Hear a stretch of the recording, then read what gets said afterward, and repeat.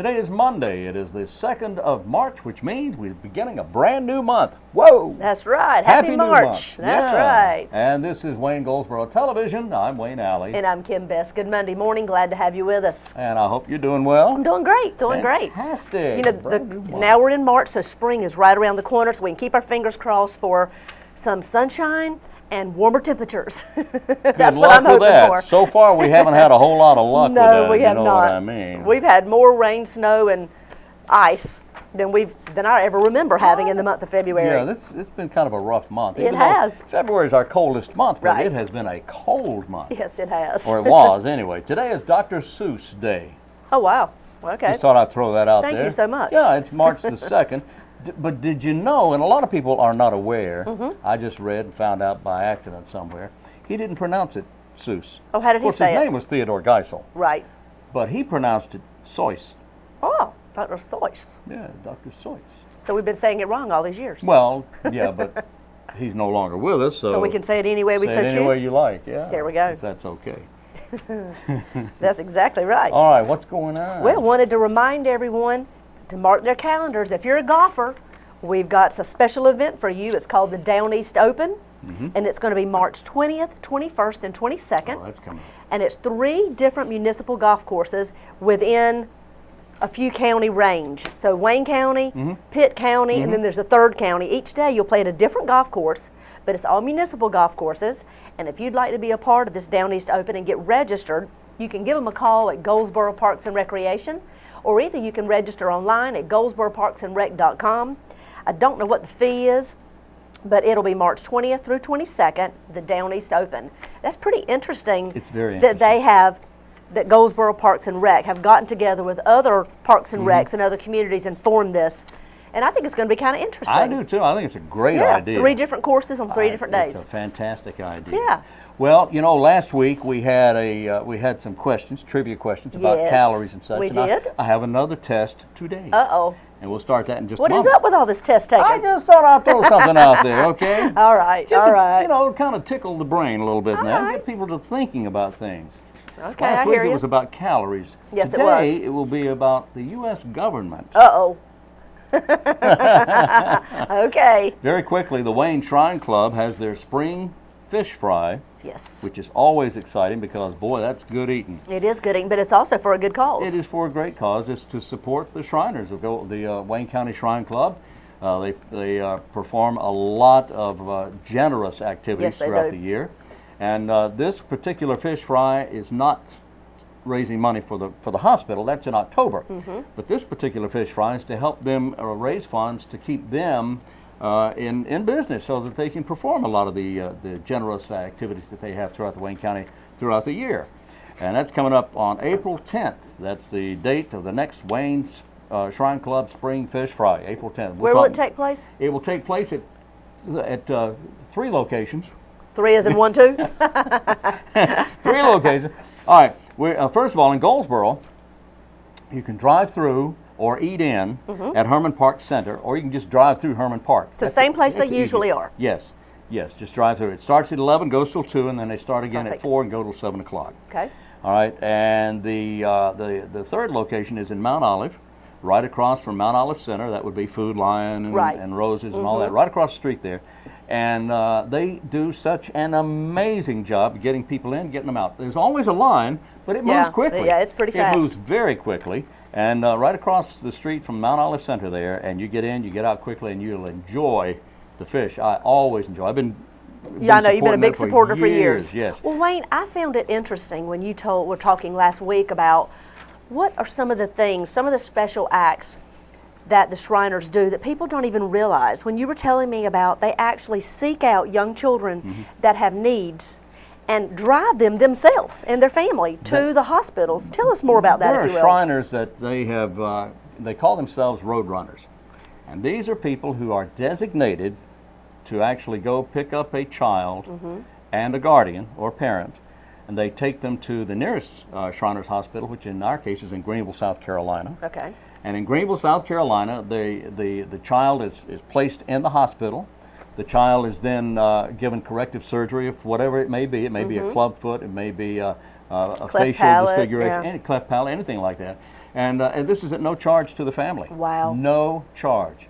There's no charge That's to amazing. take them there. And these Shriners will actually pick up a child, and they'll be gone for days to South Carolina, and it doesn't cost the family anything. They do this at their own expense. Right, right. Which is just absolutely amazing. And people, they don't broadcast this, they Right. don't talk about it, because it's just what they do. This is the Shrine Club. And it is a wonderful organization, and we need to support these folks. Right, and on the flip side of that, on the more entertainment side, the little cars and little trucks that they drive, Yes. I was fascinated to know they purchase those individually. Comes out of their own pocket. That is not money that is raised through the Shriners. They individually purchase those Right. just to showcase what the Shriners do at That's different exactly parades right. and things, which That's is exactly right. which is so much fun. It is so much fun. It's a lot of fun. And again, it comes out of their own pockets. That's The good to maintenance know. and everything. They They're own those great, trucks. great guys. All right. Well, I think it might be time to go to our interviews.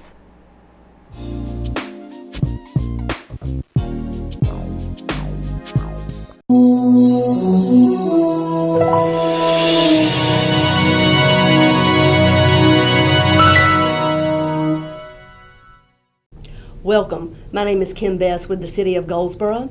Joining me in the studio today, I have Goldsboro Police Chief Jeff Stewart. I have Program Manager from Rebuilding Broken Places, Ms. Francine Smith.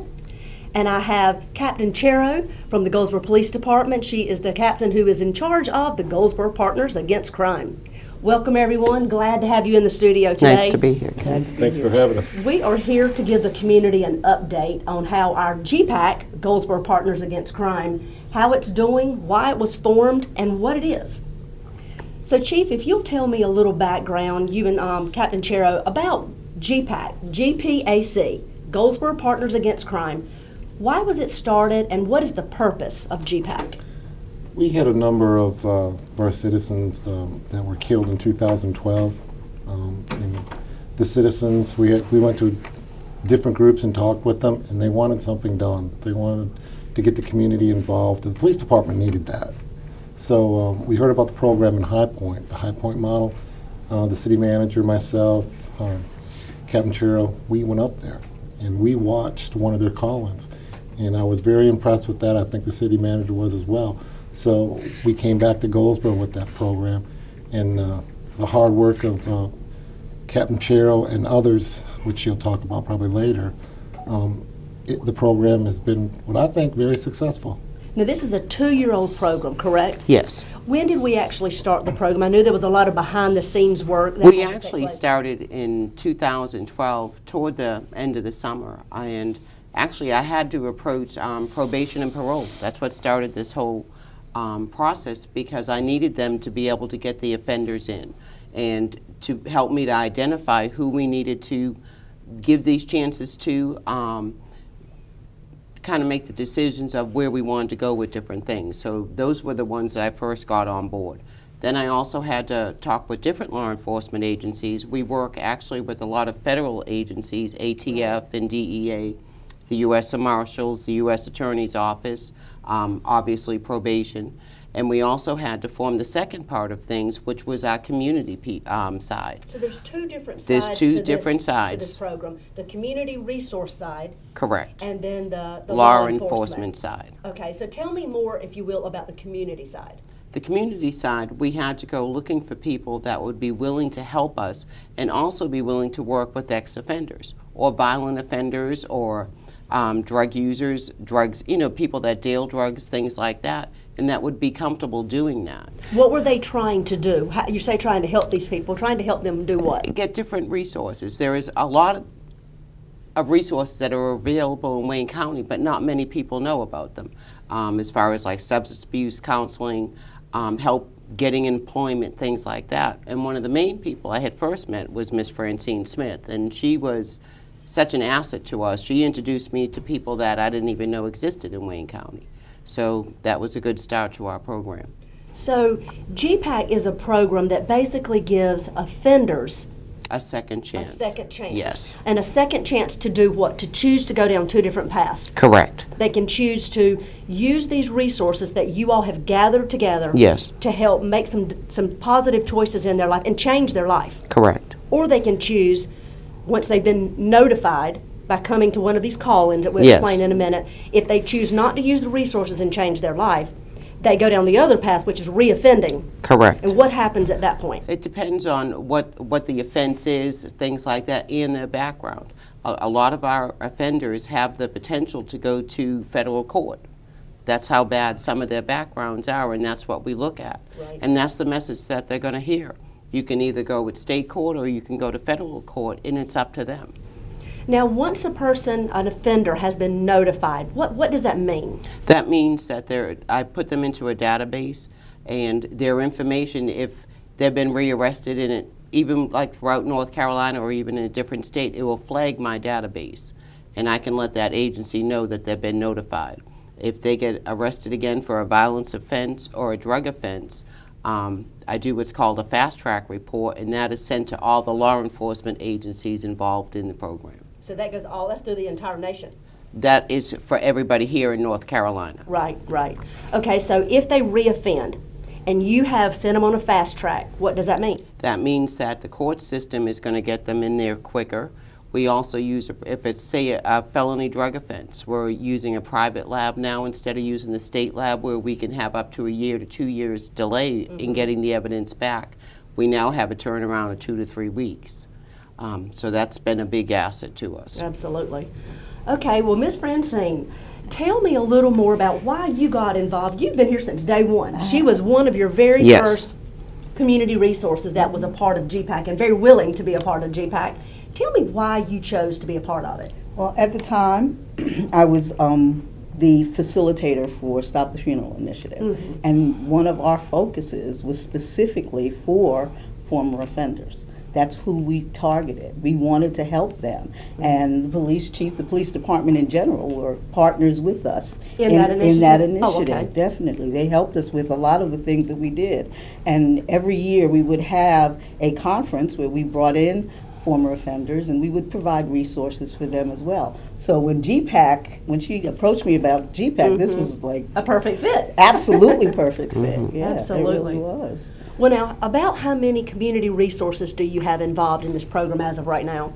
As of right now, probably at least 20. However, there are always different programs coming up, and maybe one program might not be right for you, but it might be good for him. So we have to kind of fit the program with the offender. So they're sort of tailor-made to fit the offenders and what their needs are. Well, you mentioned earlier that we have call-ins. If you would tell me and explain what a call-in is. A call-in is, we have a call-in every quarter. So 4 times a year we'll have a call-in. These are offenders that are on probation or post-release supervision, and they come to the call-ins at the request of their probation officer, and they hear a message. They hear a message from the community side, then they also hear the law enforcement message. Obviously, the community's letting them know, okay, we know you messed up, but we're willing to help you. The law enforcement side is saying, you have this opportunity, you need to take advantage of it. If you don't, these could be the consequences. So they're basically telling them they have 2 options once again. Correct. Use these resources that have been put before you to help you find a job, change your life, whatever their issues are, and whichever path they'd like to take on the community side, it's sitting there waiting for them. Yes. Or if you don't, the law enforcement are telling you what you're going to face. Correct. At that point, on the fast track. Yes. Okay, so these offenders can't just leave Wayne County and go do something in another county and get away with it. Is that correct? No, it's going to come up in our database. Okay. All right. Well, Ms. Francine, tell me a little more about your participation in this program and why you chose to be a part of it and anything else you'd like to share. Okay. One of the things that we wanted to try to do is to help former offenders find employment and keep employment. You know, finding it sometimes may be okay, but keeping it and knowing how to keep a job. And having those tools. Having those tools.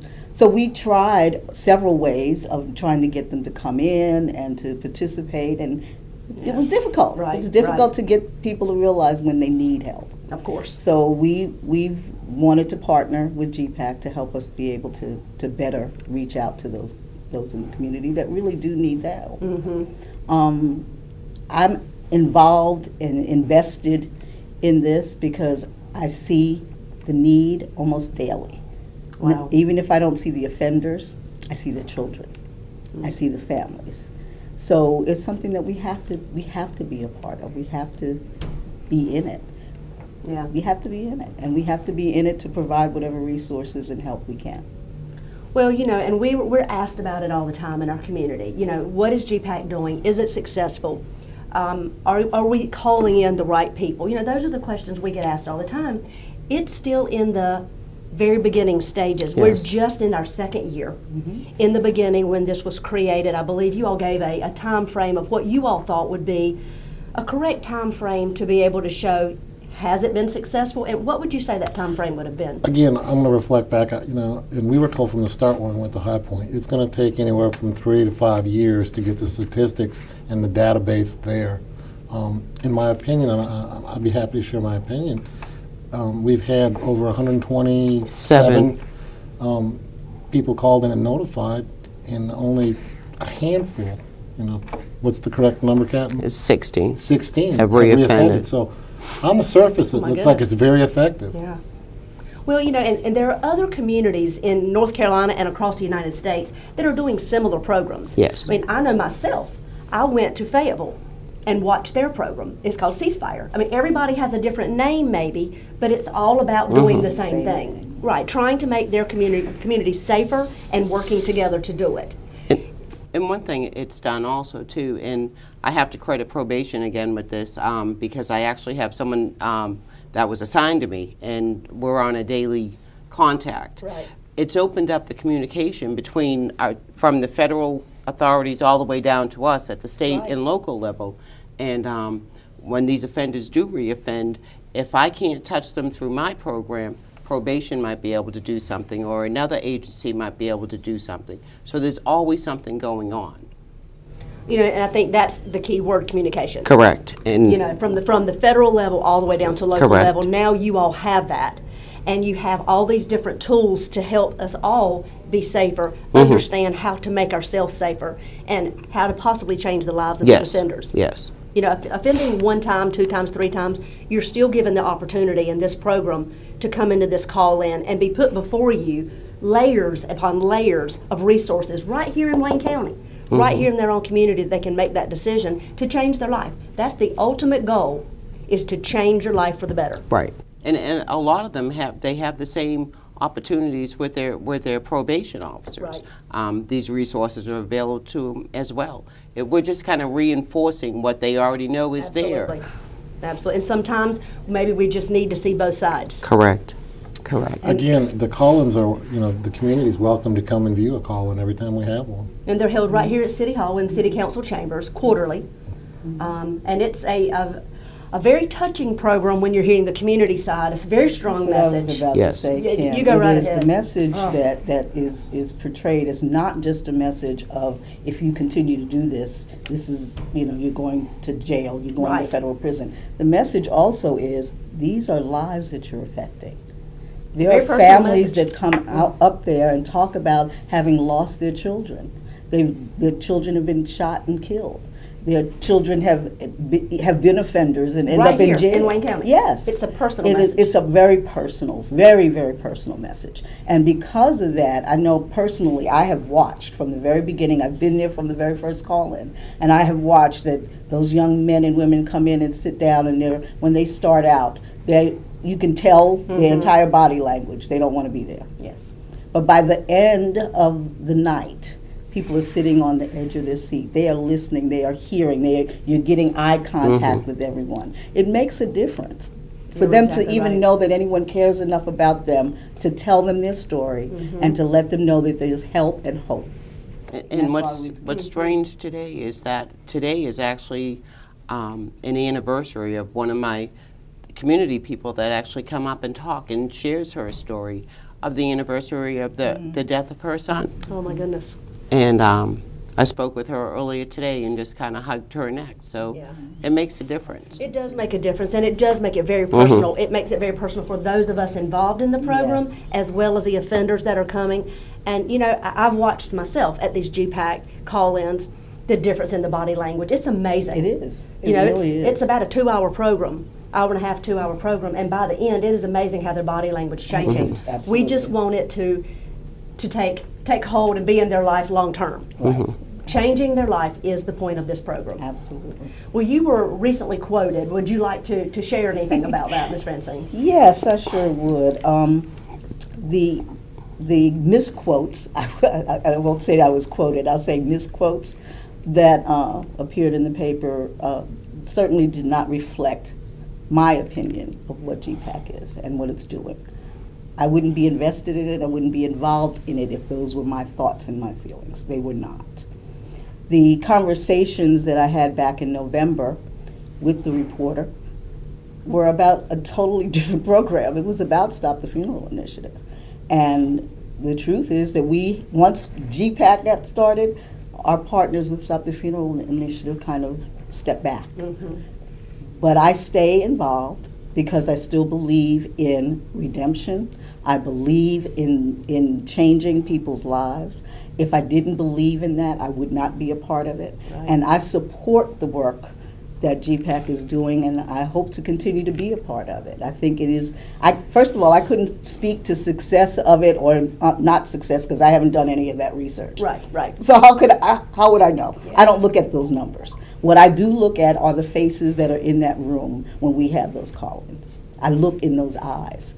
And usually I am either last or next to last to speak to them. So by the time I'm talking to them, I can see the difference in what they have heard and the impact that that's having. That's why I'm involved in it. That's why I continue to do it. And that's how I measure its success. I think it is a successful program, judging from what I see in the eyes of the people who are participating.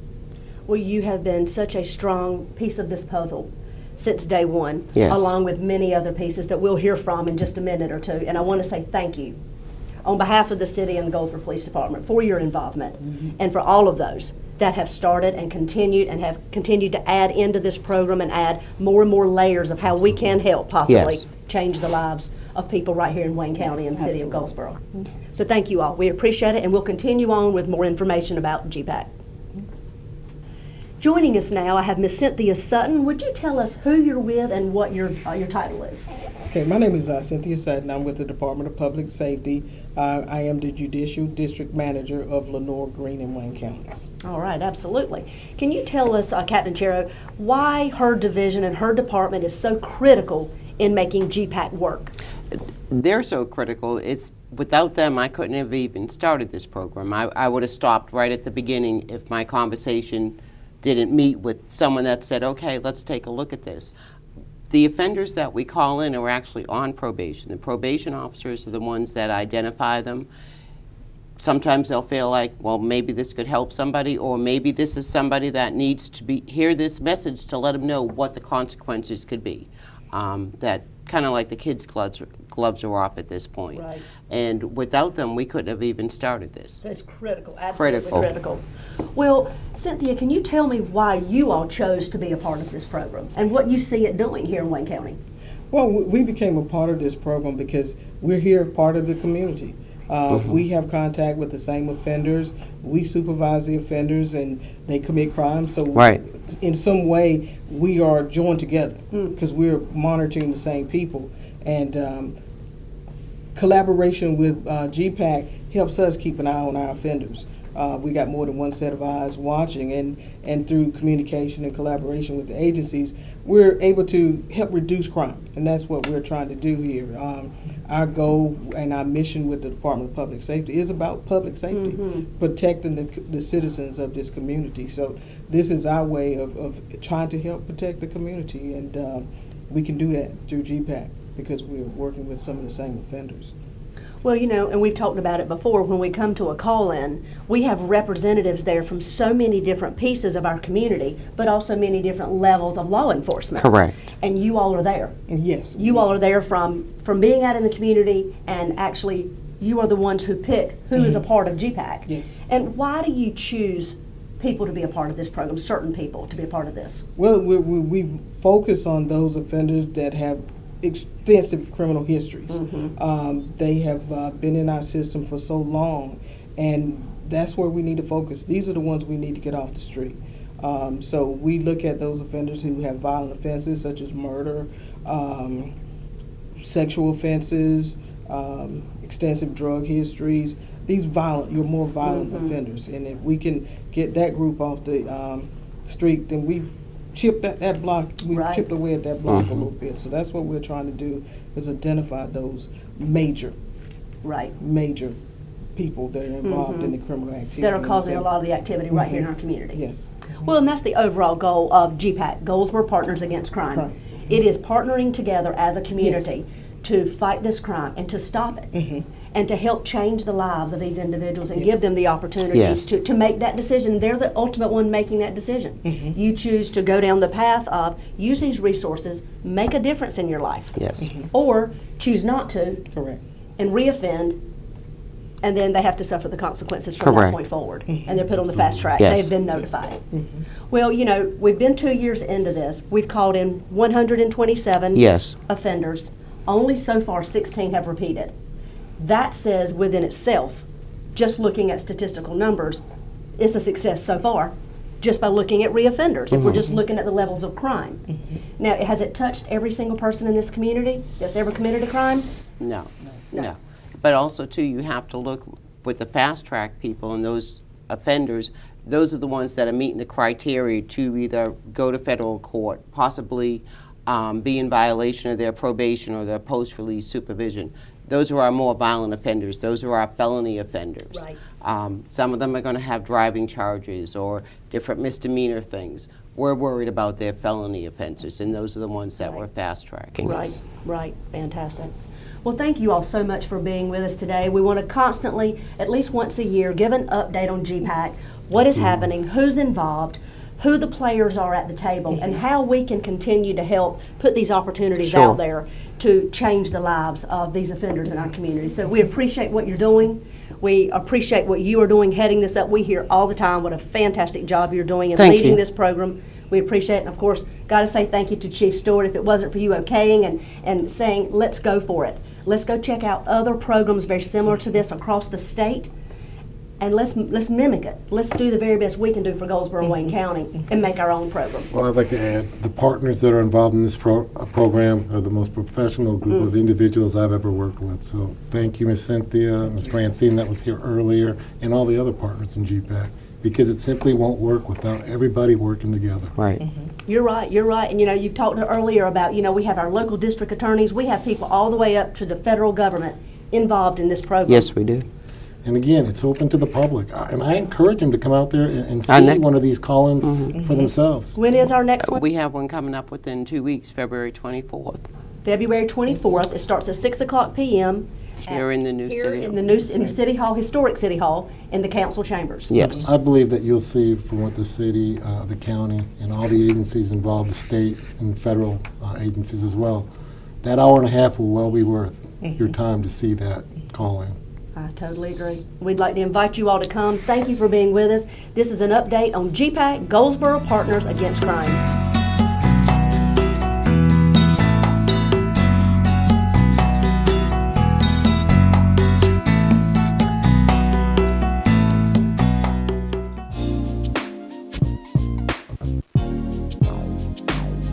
We're back on Wayne Goldsboro Television. This is the first work day of March, yesterday being March 1st. March the 2nd it is. Today is Read Across America. Is it? Day. Yes, it is. It is also Texas Independence Day, y'all. Moo. It's also Casimir Pulaski Day. He was a hero during the Revolutionary War. Let's see, what else we have? We have birthdays. John Cullum is having a birthday. He's an actor. He was on Northern Exposure. He was on To Have and to Hold. He's 85. Mikhail Gorbachev, former president of Russia, Soviet Union rather. Mikhail Gorbachev is 84 today. Tom Wolfe, you can't go home again, but some people do. He's 84 today. Journalist, author. That's not the same Wolfe. Not the same Tom. That's not the same Thomas Wolfe. Thomas Wolfe, 84. Barbara Lunar, an actress on One Life to Live. She's 76. Gates McFadden, she is on a bunch of stuff. She's 66. Lorraine Newman of Saturday Night Live, 63. Jay Osmond of the Osmond Brothers is 60 today. Amber Smith, who's on Lingerie, that's some TV show, is 44. And Richard Ruccolo is Pete on Two Guys and a Girl. Jay on Riddle Rocks, and Mike on Legit. He's 43 today. Well, happy birthday. Happy everything there. That's right. All That's right. How many Supreme Court justice positions are there currently? Oh, goodness. All right, just pick a number. Pick a number between 1 and what? Well, pick a number between 8 and 10. How about if we say 10? No, no, no. How about 8? How about picking a number between 8 and 10? How about 9? Oh, that's great. You got it. All right. Thank you, Wayne, for that guidance. Well, no, it just took a moment. You picked a number. Yes, I did. Senators are elected to a term of how many years? U.S. senators now, not state senators. 4? Pick a number between 5 and 7. 6? That's exactly right. Thank you. Hey, okay. Which, okay, let's skip that one. Members of the U.S. House of Representatives are elected to a term of how many years? Now, we know the senators are 6 years. 6 years, so that means the representatives are? 6 years? Mm-hmm. 2? 2 years. Really? That's right. That's exactly right. Why is it there a difference in the U.S.? Well, because that's just the way the Constitution was written. Representatives go for 2 years, senators go for 6. Senators. A mighty big difference. Yeah, there's two senators per state. Right, exactly. And then the population determines the number of representatives. Mm-hmm. And that's just the way it is. Just the way it is. And the state level and the federal level are very, very different. They're a little different, yeah. Well, although there's some similarities. Right. They call it bicameral, and which is two houses. Minimum age for president is. If you wanted to be president. Wanted to be president, you have to be how old? At least. Remember Teddy Roosevelt and JFK? They were how old? About 30? 5? Yes, that's exactly right. 35. Right. Very good. Woo! All right. Maximum term of a Supreme Court justice. Supreme Court justice may serve how long? Oh, goodness. A lifetime. That's it. Woohoo! Whoa! That one just came to me. Out of the blue. Out of the blue. All right. And how many in the House of Representatives? How many do we have? Most of the time. How many do we have most of the time? Some die, some retire. Right. Give me a range. Oh, between 300 and 500. And between 300 and 500? Right, right. Between, let's say between 434 and 436. 435. That's exactly right. Wow. Gosh, you're really good at this. I'm telling you. You're good. And how many senators? I just told you. 435? No, how many senators? I told you 5 minutes ago. Oh, I've already forgot that. There's too many questions in between. Did you tell me a total? I don't know. 100? That's it. Two per state. Oh, you said, okay. There you go. Okay. All right. Whoops, there's more on here. All right. Presidents are elected, of course, for how many years? 4. And can only be elected how many times? Twice. That's it. Boy, you got it. All right. And that's all for today, I believe. Is that it? That is it. We are out of here. That's it. We got to go. All right. We'll do it again tomorrow. It's a busy day. Be right here tomorrow. We'll be right here. And hope you are right there. So until tomorrow, here on Wayne Goldsboro Television, I'm Wayne Alley. And I'm Kim Best. And this is what's happening in your community.